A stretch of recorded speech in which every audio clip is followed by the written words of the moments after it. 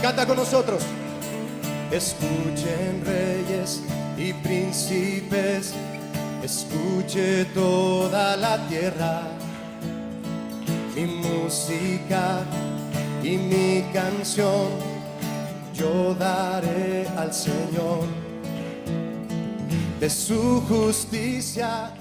Sufrió un cambio en forma y en su funcionamiento. Fíjense que la termodinámica, la cual es una rama de la física, tiene un principio que se llama entropía.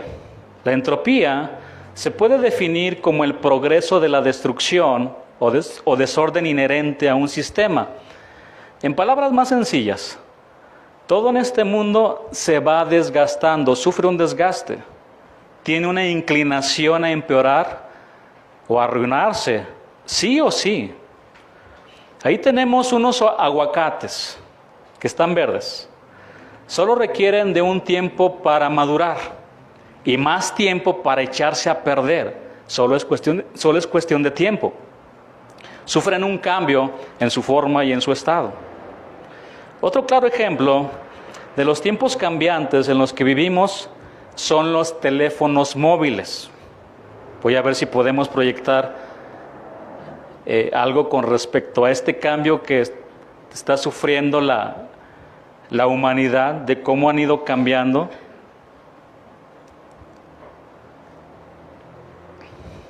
Espero que con estas imágenes algunos no se pongan tristes. Ese, pastor, yo lo usaba. Ese que parece un tabique, yo lo usaba, pastor, para defenderme de los asaltantes. Vean cómo han sufrido cambios. Estos celulares, ¿quién no recuerda? Los celulares han cambiado, cambian. ¿Qué decir, por ejemplo, de las computadoras? ¿Quiénes usaron, como la que está aquí al principio, una computadora así? Todavía. Han sufrido un cambio en sus funciones. Algunas ya son más inteligentes. Hemos llegado a una laptop ya, ¿no? Bien.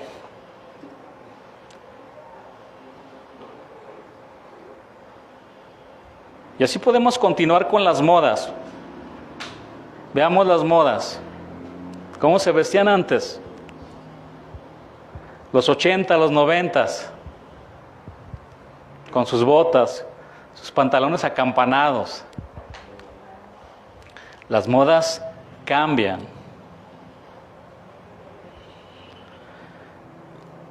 Las filosofías también, mis hermanos. Podemos ver que también las filosofías cambian, siguen cambiando. Hay nuevas ideas, nuevas ideologías que surgen. Las personas también cambian en su estado físico. Ya no somos los mismos de antes. Yo antes tenía los ojos verdes, ya me cambiaron a este color que ven. Cambiamos en nuestro físico también, ya no somos los mismos de antes. Ustedes pueden ver una foto de hace 10 años de ustedes mismos, ya no somos los mismos.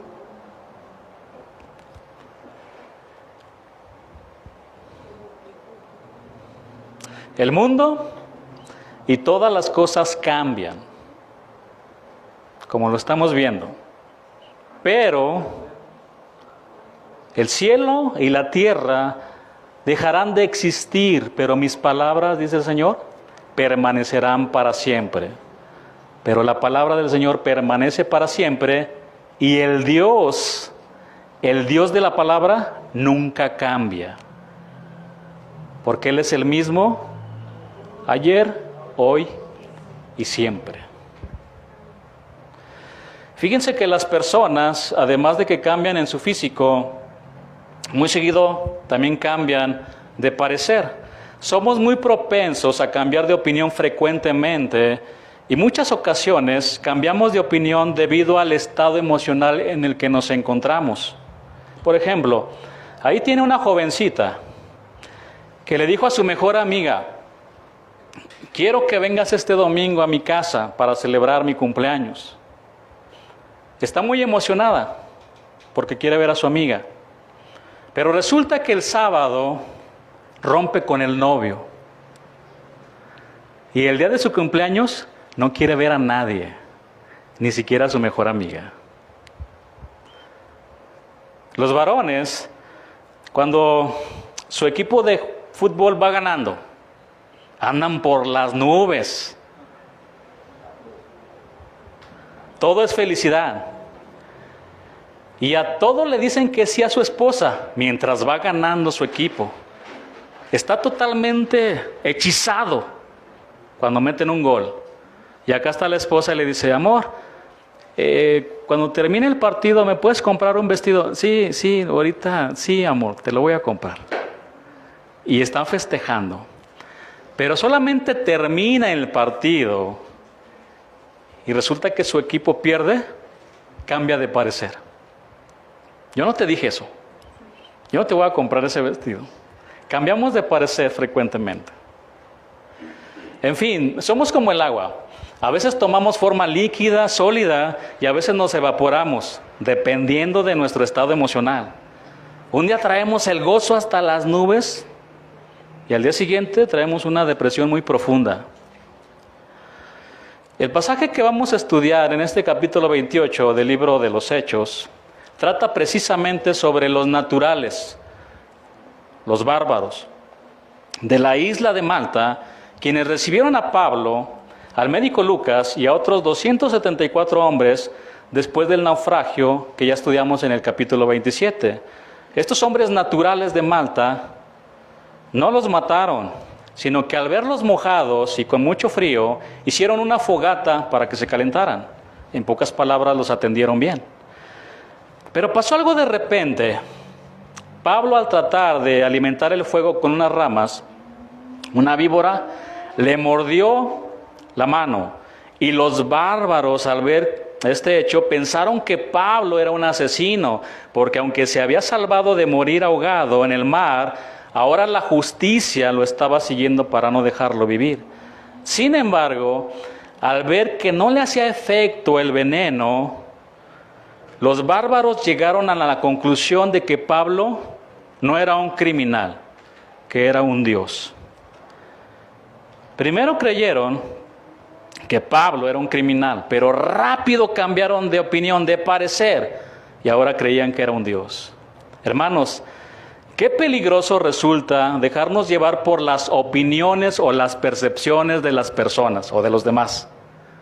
Esa persona que un día le dijo a usted que era lo máximo porque le ayudó en una necesidad económica, después le anda diciendo a otros que usted es lo peor de lo peor, porque se negó a ayudarlo por segunda vez. Por eso, mis hermanos, agrademos a Dios sobre todas las cosas. La opinión más importante es la que tiene el Señor de nosotros. Como siempre, habrá personas que tengan opiniones a favor y en contra de nosotros, porque el ser humano es muy cambiante. Los naturales primero sentaron a Pablo en la silla eléctrica pensando que era el peor de los criminales. Y minutos después lo sentaron en el trono de su corazón como si fuera su Dios. Es un Dios. Vaya conmigo al libro de Marcos, capítulo 11, para ver un pasaje donde analizaremos precisamente el corazón cambiante de los hombres. Marcos capítulo 11, versículo 1. Mientras usted va ahí, todos los relatos del evangelista Marcos, desde ese capítulo hasta el final de su evangelio, tuvieron lugar en Jerusalén o en sus alrededores. Hasta ese momento, todo el ministerio de Jesús había tenido lugar en Galilea o en las regiones cercanas, pero ahora Jesús está en el centro mismo del judaísmo, donde se encontraba el templo y las máximas autoridades religiosas de Israel. Se trataba, por lo tanto, de una visita oficial del Mesías a la capital de su reino. De hecho, a este pasaje de las Escrituras se le conoce como la entrada triunfal en Jerusalén. Marcos 11, 1.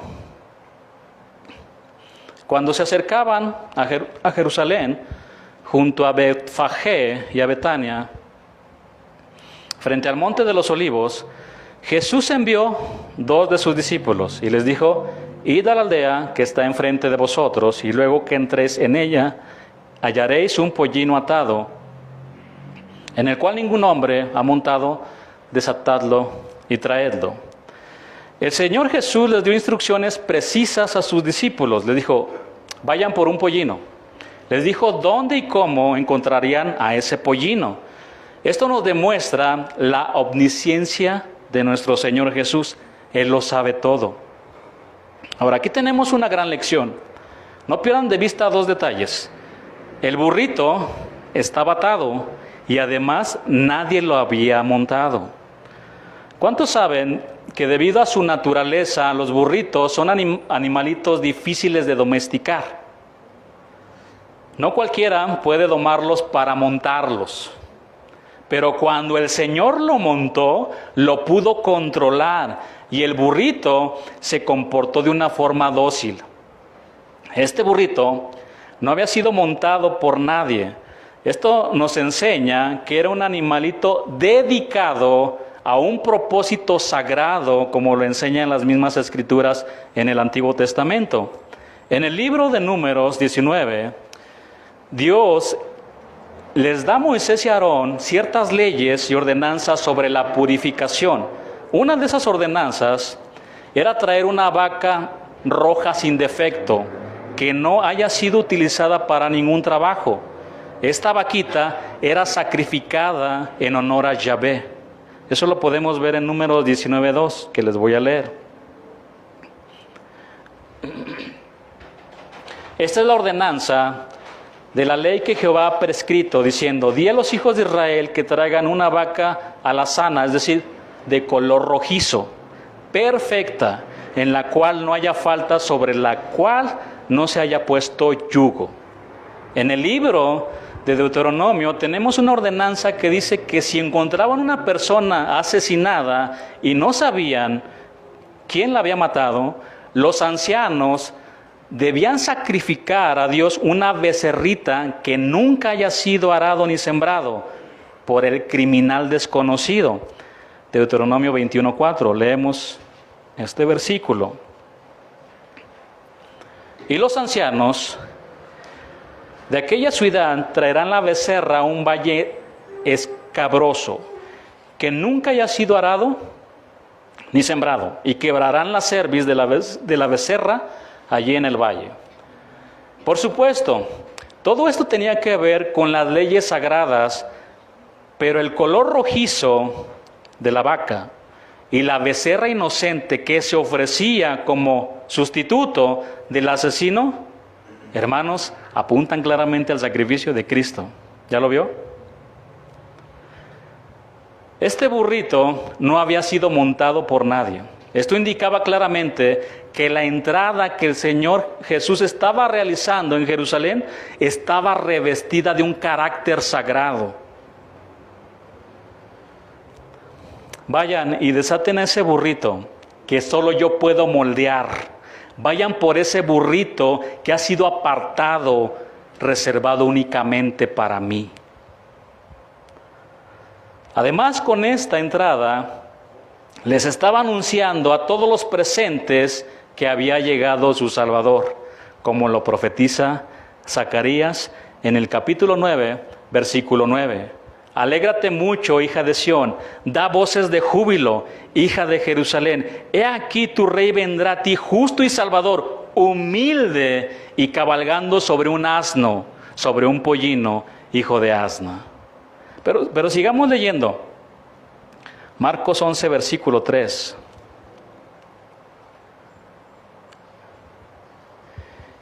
Y si alguien nos dijere, ¿por qué hacéis eso? Decid que el Señor lo necesita y que luego lo devolverá. Este versículo trajo a mi memoria la historia del apóstol Pablo. Pablo era un hombre muy duro, terco, era muy rebelde. Él odiaba a los cristianos. Era un burrito difícil de ser moldeado. Pero después de su encuentro con el Señor en el camino a Damasco, cayó rendido a sus pies y le dijo: Señor, ¿qué quieres que yo haga? La presencia santa del Señor, que se le apareció como una intensa luz, lo dejó ciego al grado de que lo tuvieron que llevar de la mano a Damasco, donde estuvo 3 días sin ver, no comió y tampoco bebió. Jesús mismo tuvo que romper el corazón orgulloso del apóstol para después usarlo para que llevara su nombre, para que levantara el nombre de Jesús en presencia de gentiles, de reyes y de los hijos de Israel, como dice la palabra. ¿Recuerdan lo que el Señor le dijo a Ananías? Ve, porque instrumento escogido me es este para llevar mi nombre en presencia de los gentiles y de reyes y de los hijos de Israel, Hechos 9:15, lo que dice la palabra. Pero siga conmigo en el versículo 4, Marcos 11:4. Fueron y hallaron el pollino atado afuera, a la puerta en el recodo del camino, y lo desataron. Y unos de los que estaban ahí les dijeron: ¿qué hacéis desatando el pollino? Ellos entonces les dijeron como Jesús había mandado, y los dejaron. Versículo 7. Y trajeron el pollino, ¿a quién? A Jesús. Y echaron sobre él sus mantos, y se sentó sobre él. Trajeron el pollino a Jesús. Es de suma importancia, mis hermanos, que siempre llevemos a las personas a Jesús. Creo que uno de los peores crímenes que nosotros, los burritos, podemos cometer es traer a las personas hacia nosotros mismos. Si los llevamos a nosotros, estamos haciendo pecar al pueblo con un pecado que Dios detesta y se llama idolatría. Y nosotros también pecamos porque aceptamos esa adoración que nos dan y creemos que somos un Dios. Pastor, usted me cambió. Usted me sanó. Oh, excelentísimo pastor, yo doy mi vida por usted. No, mi hermano, ¿quién le dijo eso? Eso no enseña las Escrituras. Por muy elocuente que seamos, por muy preparados que seamos, por el buen carisma, por los talentos y por los dones, no, mi hermano, por favor. Este pecado siempre está latente en el corazón perverso del hombre. Tendemos a idolatrar al hombre por sus talentos, dones y carismas. Por eso después vemos al burrito que ya se cree que es un caballo Fusaichi Pegasus. ¿Qué es eso, pastor? Este caballo es un animal majestuoso, con un físico espectacular y una fortaleza increíble. Este caballo es considerado como el más caro del mundo y ha sido vendido en $70,000 millones. Además es muy reconocido por su talento. Ahí tienen al burrito creyéndose un caballo como estos. Hermanos, pongamos los pies en el piso. Somos burritos que Dios desató porque tuvo misericordia de nosotros y ahora nos apartó para llevar su nombre a las naciones, no nuestro nombre, para llevar las personas a Cristo y no a nosotros. El problema es que hay algunos burritos que se creen más inteligentes que Dios. Con un poco de conocimiento, con un poco de teología, pierden el piso y ya se creen que son el Fusaichi Pegasus. Siga conmigo en el versículo 8.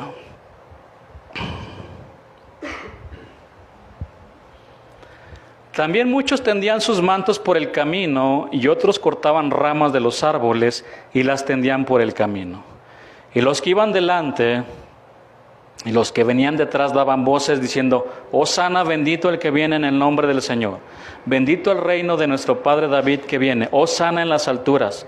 Y entró Jesús en Jerusalén y en el templo, y habiendo mirado alrededor todas las cosas, como ya anochecía, se fue a Betania con los 12.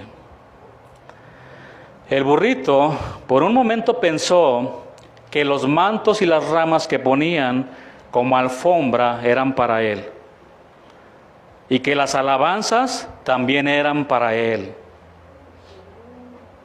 Pero se le olvidó que alguien estaba encima de Él, que estaba montado en Él. Hey burrito, solo gira un poquito la cabeza para arriba y date cuenta de que Jesús está arriba de ti y de mí. Hermanos, tengamos mucho cuidado de robarle la gloria a nuestro Señor. Hay presentaciones en iglesias cristianas que hacen de pastores que da pena, que da vergüenza.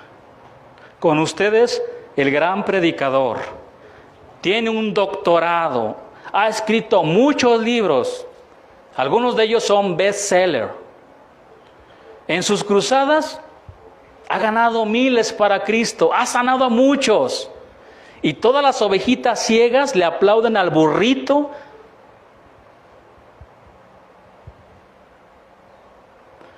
en el que va montado el Señor Jesús. Hay un dicho que dice que en el país de los ciegos el tuerto es el rey. La procesión era para el Rey de Reyes y Señor de Señores, y no para el burrito, que fue desatado por amor y misericordia. Hermanos, qué gran honor y qué gran privilegio que el Señor esté encima de nosotros, llevarlo a Él, predicar de Él, enseñar de Él. Y solo nuestro Señor pudo doblegar nuestro orgullo y nuestra soberbia para hacernos burritos mansos y humildes. No me he salido del tema. Sin lugar a dudas, esta descripción que Marcos nos hace de la entrada triunfal de Jesús tuvo que haber sorprendido a todos, porque en aquellos tiempos ellos estaban acostumbrados a otros tipos de desfiles. Por ejemplo, cuando se ganaba una guerra, era muy común que los generales hicieran desfiles usando un carruaje dorado y con oficiales importantes a su alrededor, exhibían sus tesoros y a los prisioneros que conquistaban. Entonces toda la gente salía a recibirlos y los aclamaban. Por supuesto que todo esto hinchaba de orgullo el corazón de los generales victoriosos. Pero en contraste con todo esto, vieron al Señor Jesucristo montado sobre un burrito, sin exhibir prisioneros ni su riqueza. El Dios que formó las galaxias, que le dio vida a todo lo que hay en este mundo, el Dios inmortal, sentado sobre un burrito. De verdad que yo no puedo comprender esta escena. Pero aún más, este Rey de Reyes y Señor de Señores entregó su vida para desatarnos de la esclavitud del pecado a todos nosotros. Pero vean cómo es el corazón del hombre. Todos aquellos que lo alababan y le decían: Hosana, bendito el que viene en el nombre del Señor, bendito el reino de nuestro Padre David que viene, Hosana en las alturas, fueron los mismos que una semana después gritaban con odio a una sola voz: claven a ese hombre en una cruz.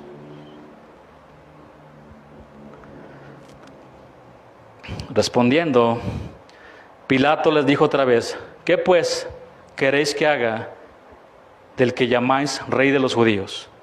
Y ellos volvieron a dar voces: crucifícale, crucifícale.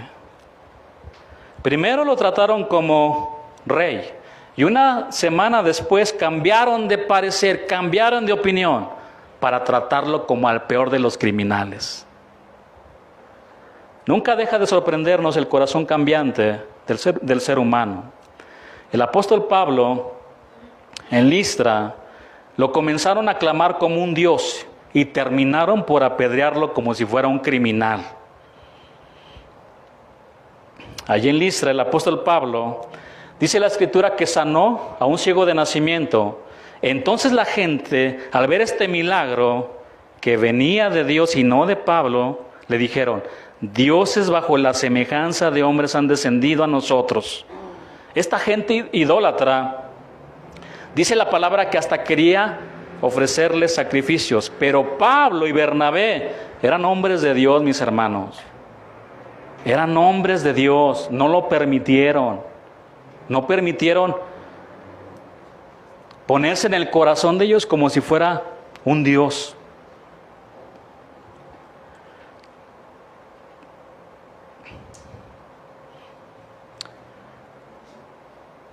Y es aquí donde nosotros tenemos que aprender algo. Como predicadores, como líderes espirituales. Somos nosotros los responsables de frenar a la gente para que no haga de nosotros ídolos en sus corazones. Porque si no lo hacemos, después de eso se puede convertir en una situación insostenible, así como le digo. ¿Pero qué creen? Más tarde, estos mismos pobladores de Listra, persuadidos por unos judíos, apedrearon brutalmente a Pablo y lo dejaron tan mal que pensaron que lo habían matado, y por tal razón, dice la Escritura, que lo arrastraron fuera de la ciudad. Bueno, para que me entienda mejor, lo sacaron de la ciudad como si fuera un montón de basura. La misma gente que dijo, dioses han bajado con semejanza de hombres, los mismos lo arrastraron. Habiendo dicho todo esto, ahora sí vayamos al capítulo 28 y vamos a leer el versículo 1.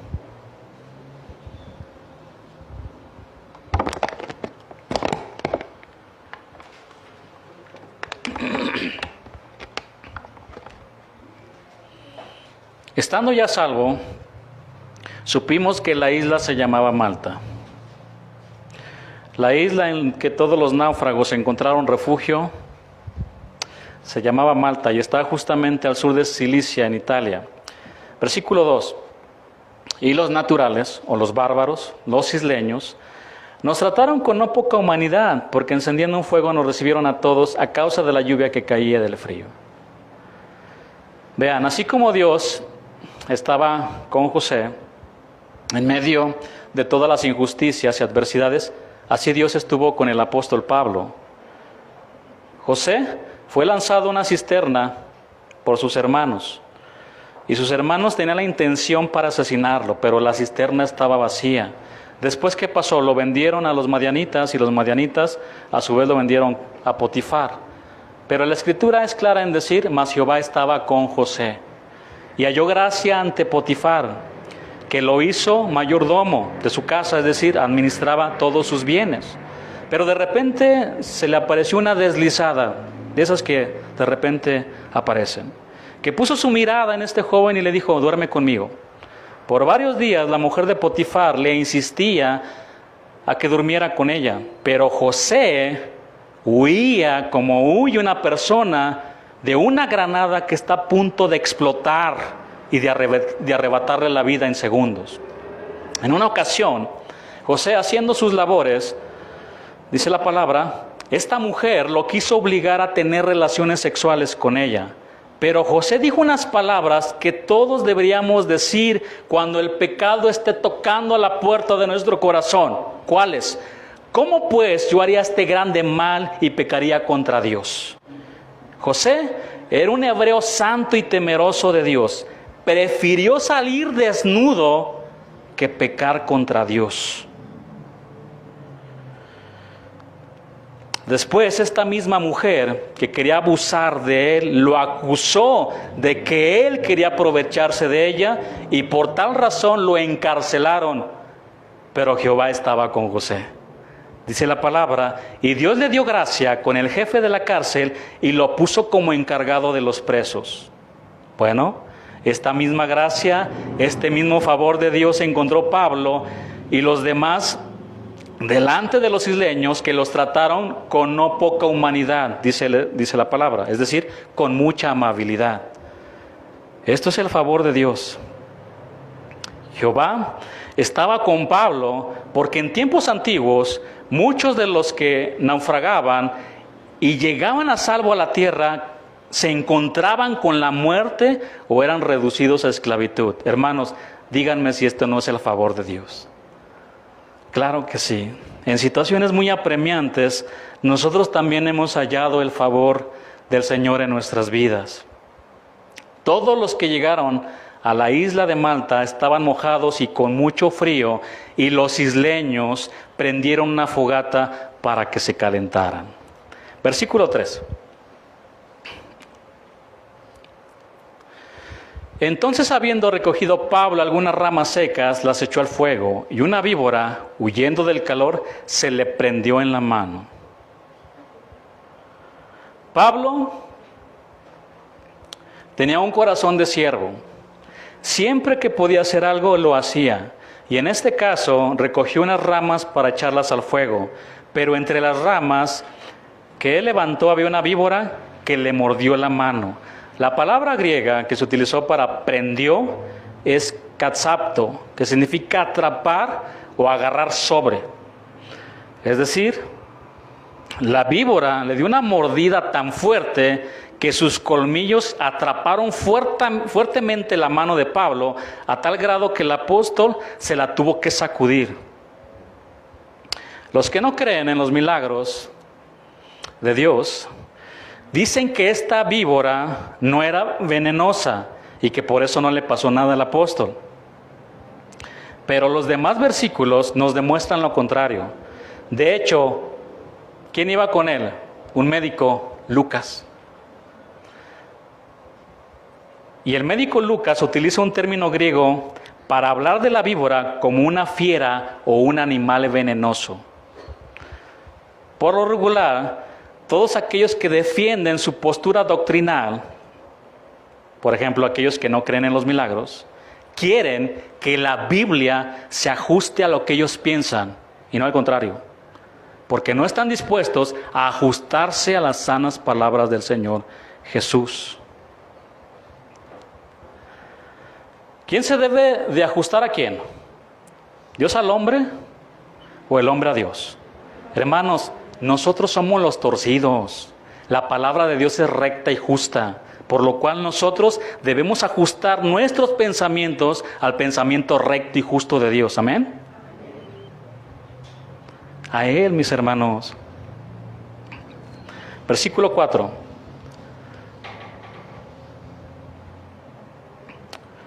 Cuando los naturales vieron la víbora colgando de su mano, se decían unos a otros: ciertamente este hombre es homicida, a quien escapado del mar, la justicia no deja vivir. Los isleños, al ver que la serpiente mordió al apóstol Pablo, dijeron: este es un hombre muerto, solo es cuestión de minutos para que el veneno haga su efecto y este hombre muera. Ahora bien, los habitantes de esta isla eran idólatras y por lo tanto supersticiosos, es decir, estaban acostumbrados a las leyendas de los dioses y a su modo de actuar con los hombres. Para ellos, Pablo era de los peores criminales que se había librado de morir en el mar, pero que la justicia no le estaba permitiendo seguir con vida. De hecho, ellos tenían una diosa llamada Némesis, que era la diosa de la justicia, que se encargaba de castigar a los que violaban los derechos. Incluso se creía que esta diosa perseguía a muerte a los criminales. Hermanos, en medio de una gran tormenta, el Señor le dijo a Pablo: Pablo, no temas, es necesario que comparezcas ante el César. Si una furiosa tempestad no pudo frustrar los planes de Dios para Pablo, ¿ustedes creen que una simple viborita le iba a hacer? ¿Ustedes creen que esta viborita iba a detener lo que Dios ya había determinado? Por supuesto que no. Números 23:19 dice: Dios no es hombre para que mienta, ni hijo de hombre para que se arrepienta. Él dijo y no hará, habló y no lo ejecutará. Preguntas retóricas cuya respuesta es: claro que sí lo va a hacer y claro que lo va a ejecutar. El hombre es cambiante. Y está sujeto a cambios, pero Dios nunca cambia, Él no envejece, Él no se desgasta, tampoco evoluciona. ¿Por qué? Porque Dios es perfecto. En toda la historia de la humanidad hemos visto que todas las cosas cambian, los tiempos, las filosofías, las teorías, todo cambia menos nuestro Dios. Él sigue siendo Dios. Dijo de sí mismo, yo soy el que soy. Yo soy el mismo ayer, hoy y por los siglos de los siglos. El hombre cambia de parecer, como lo estamos viendo, pero Dios no, porque todas las promesas de Dios son en Él, sí, y en Él, amén. Como dice Segunda de Corintios 1:20. Dios no difiere de sí mismo, Él nunca cambia, la gente es muy cambiante. Los hombres le sonríen un día, a ver, sonríale a su hermano. Y al día siguiente, dice el hermano, ya no le sonríe tan agradable como lo está haciendo ahora. Dios le había dado una promesa al apóstol Pablo. Pablo, es necesario que vayas a Roma y comparezcas ante el César. Y Dios cumple sus promesas y sus propósitos en nuestras vidas. Dios cumplirá sus propósitos en nosotros. Jehová cumplirá su propósito en mí, dice el salmista.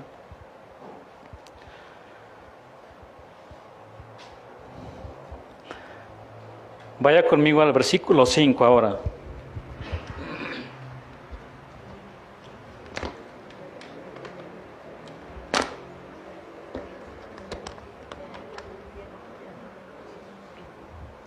Pero él, sacudiendo la víbora en el fuego, ningún daño padeció. ¿Se pueden imaginar al apóstol Pablo? Él estaba muy tranquilo. Se sacudió la víbora. No lo vemos temeroso, pidiéndole ayuda al médico, Lucas. Ayúdame, Lucas, ya me picó esta víbora. Él estaba tranquilo porque confiaba plenamente en la promesa del Señor. Y aquí vemos otra muestra de que Dios estaba con él, porque Dios no permitió que el veneno de la serpiente hiciera efecto y así evitó la muerte de su apóstol, nuestro Señor. Versículo 6.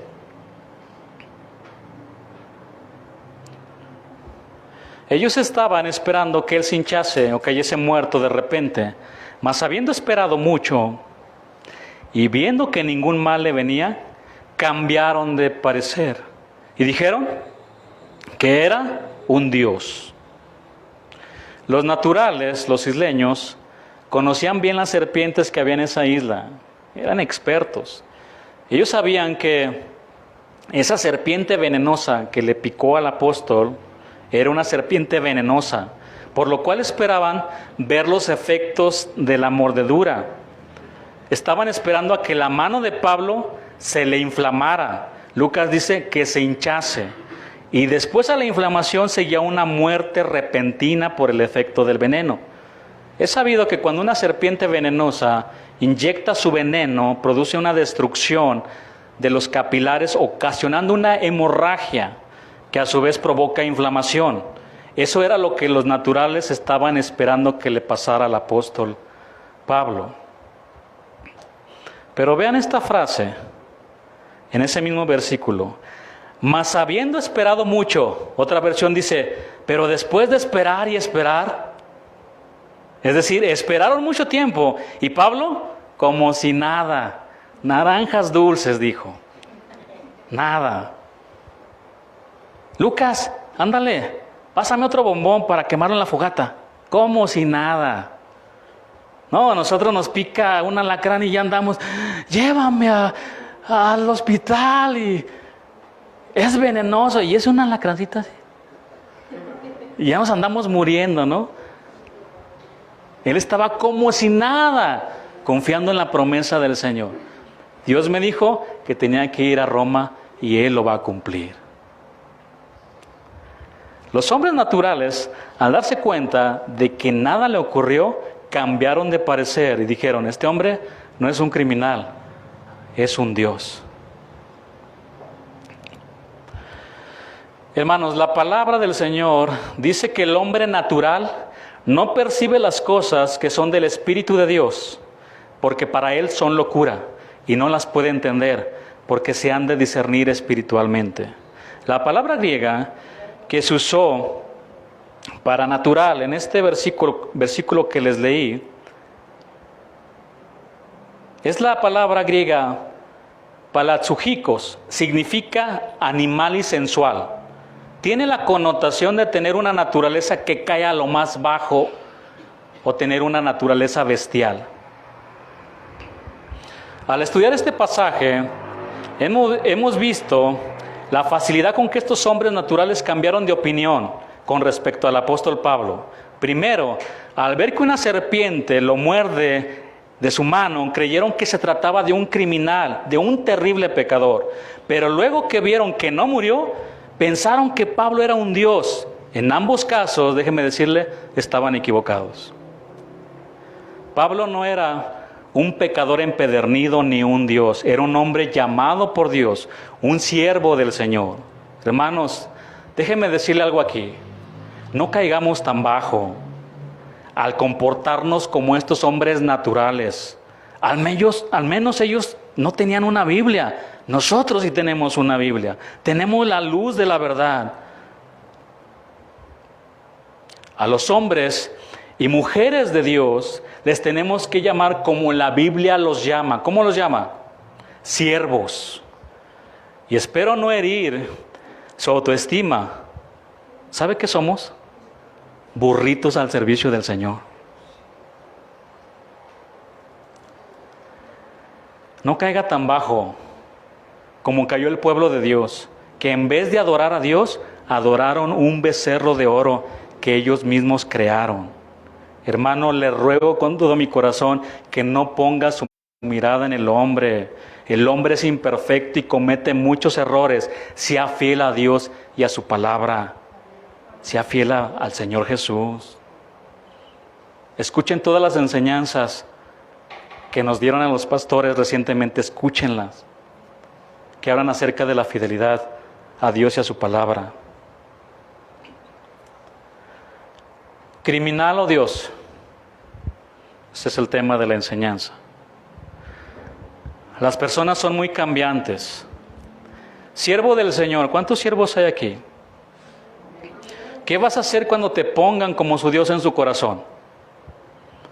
Tienes que frenarlos. ¿Cómo? ¿Con mis ideas? ¿Con mis métodos? Con la palabra del Señor.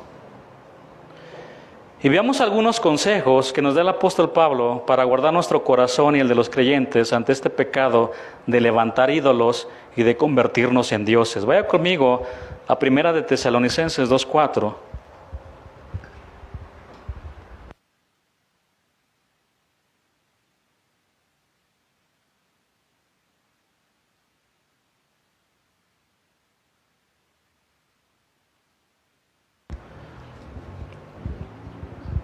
Sino que según fuimos aprobados por Dios para que se nos confiase el Evangelio, así hablamos, no como para agradar a los hombres, sino a Dios, que prueba nuestros corazones. Hermanos, un verdadero siervo de Dios no está para agradar o quedar bien con las personas. Ya vimos que el corazón de la gente es muy cambiante. Hoy te desprecian porque eres el peor de los criminales y mañana te adoran como si fueras su Dios. La palabra de Dios dice que el Señor nos ha confiado su evangelio, no para agradar a los hombres, sino a Dios. Siempre debemos predicar y enseñar para agradar a Dios y no a los hombres. Aquí Pablo nos dice, procura agradar a Dios y no a los hombres. Y nos da dos fuertes motivos para eso. El primero, Dios nos ha confiado el evangelio, no los hombres. Dios posee el evangelio. Dios nos ha llamado para proclamar el evangelio. Los hombres no tuvieron nada que ver en este llamado. Segundo, solamente Dios probará nuestro corazón y nos juzgará. Algún día daremos cuenta de nuestro ministerio y nos presentaremos delante de Dios y no de los hombres. Los hombres pueden causarnos algunos problemas en esta tierra y tendrán sus propias opiniones a favor y en contra. Pero esto, mis hermanos, no se compara con los serios problemas que podemos enfrentar cuando estemos delante del Señor para darle cuentas. Otro consejo que nos da el apóstol, aquí en esta carta, en primera de Tesalonicenses, pero el versículo 5, dice así: porque nunca usamos las palabras lisonjeras, como sabéis, ni encubrimos avaricia. Dios es testigo, Dios me ve. No debemos rebajar el evangelio usando palabras lisonjeras para congraciarnos con las personas o para recibir su apoyo incondicional, porque si agradamos a los hombres y no a Dios, entonces no seríamos esclavos del Señor, sino esclavos de los corazones cambiantes de los hombres. Además, nos convertiríamos en Judas, que traicionó a Dios y su palabra y su mensaje. Seamos fieles al mensaje del evangelio y no rebajemos el evangelio usando palabras lisonjeras para congraciarnos con las personas o para recibir su apoyo incondicional. Hermanos, la predicación del evangelio no siempre es popular, no para la gente carnal e incrédula. Por eso llega la tentación de rebajar el mensaje para agradar a la gente. La palabra lisonjeras, colaqueillas, siempre se refiere al tipo de palabras lisonjeras cuyo propósito es obtener algo de la gente. Pablo no lisonjeaba a la gente para obtener su amistad o para que lo siguieran. Por supuesto, alentaba a la gente y en sus cartas en el Nuevo Testamento lo muestra cómo alentaba a los hermanos con frecuencia. Pero como ministros de Dios tenemos que animar al pueblo, pero sin esperar absolutamente nada. Nunca debemos lisonjear a la gente para que nos siga o para mantener su amistad. La palabra avaricia que aquí usó el apóstol muestra que él era acusado de estar en el ministerio por avaricia, que había escogido el ministerio para ganarse la vida, para ganar dinero. Pero Pablo lo negó. De hecho, él también dijo en una de sus cartas: yo mismo me he dado a vosotros, con estas manos he trabajado, he puesto de lo mío. Dios es testigo. Además, nunca debemos usar el ministerio como pantalla de avaricia por lo que podamos obtener de él. Nuestro propósito de estar en el ministerio no es ganar dinero, ni siquiera ganarnos el sustento. Nuestro propósito es predicar y enseñar el evangelio de Jesucristo. Por cierto, la nueva moda de hoy son los pastores youtubers que monetizan sus videos. Gracias a usted, querido seguidor. Veamos otro consejo en la palabra para guardar nuestro corazón de todo esto. Versículo 6, ahí mismo donde estamos. Primera de Tesalonicenses 2, versículo 6.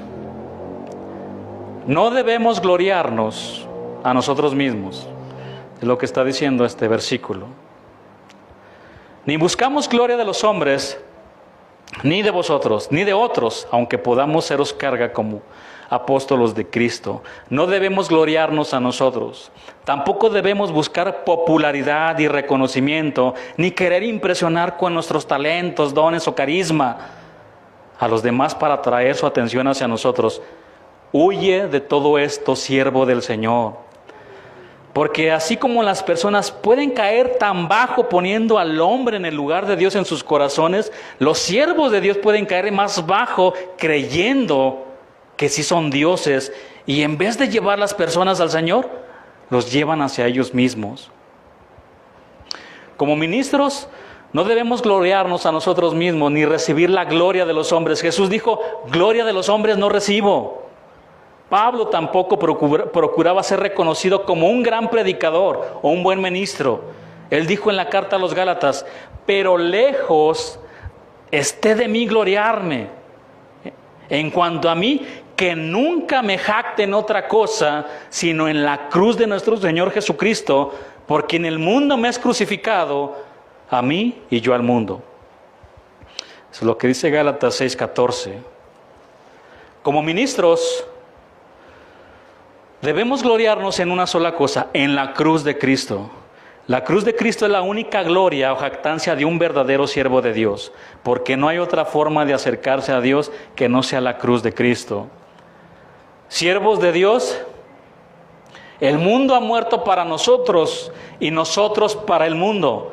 De una vez y por todas, crucifiquemos los deseos de la carne, los deseos de los ojos y la vanagloria de la vida. Muramos a cualquier deseo de fama, de popularidad, de reconocimiento. Matemos ese Dios que los hombres están levantando en nosotros. Ya.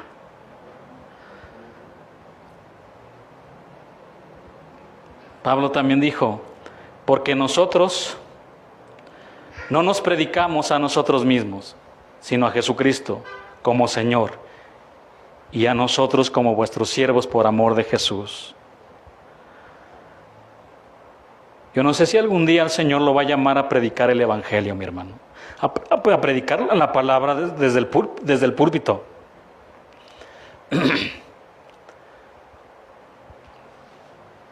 Pero ojalá pueda llegar todo esto a su corazón y entendamos muchas cosas que a veces no sabemos, porque no nos predicamos a nosotros mismos, sino a Jesucristo como Señor, y a nosotros como vuestros siervos por amor de Jesús.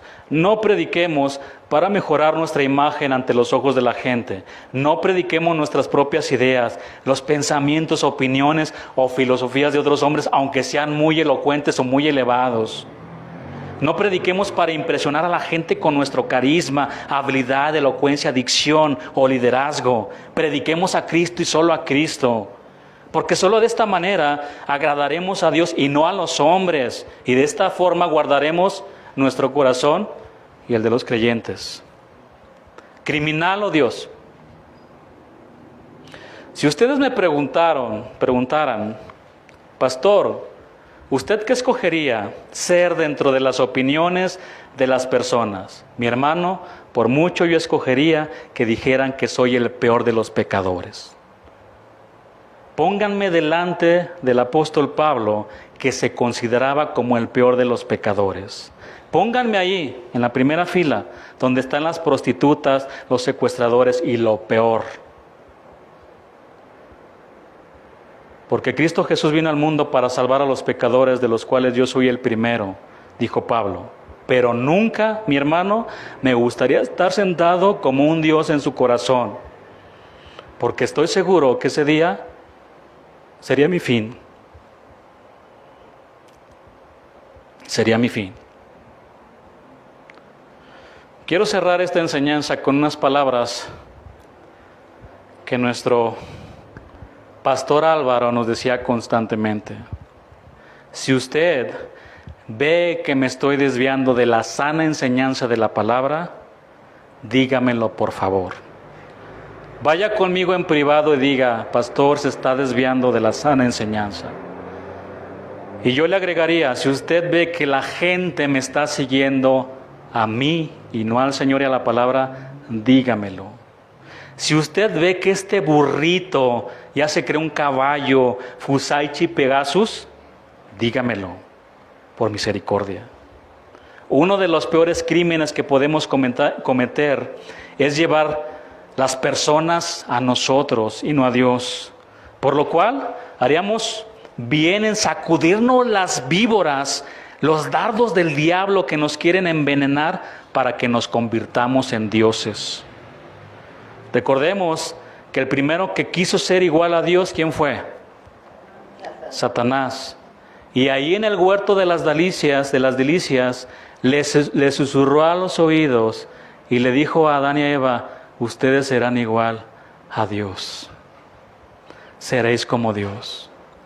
La estrategia de Satanás no ha cambiado.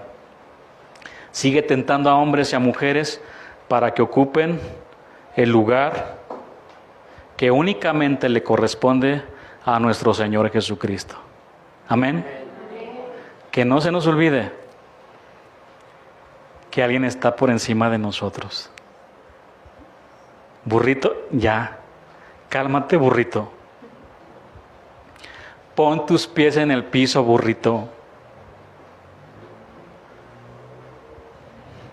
Y reconoce al Señor como el Dios grande y supremo. Yo cantaré a Jehová un cántico nuevo, cantaré al Señor eternamente. Mi corazón le bendecirá por siempre.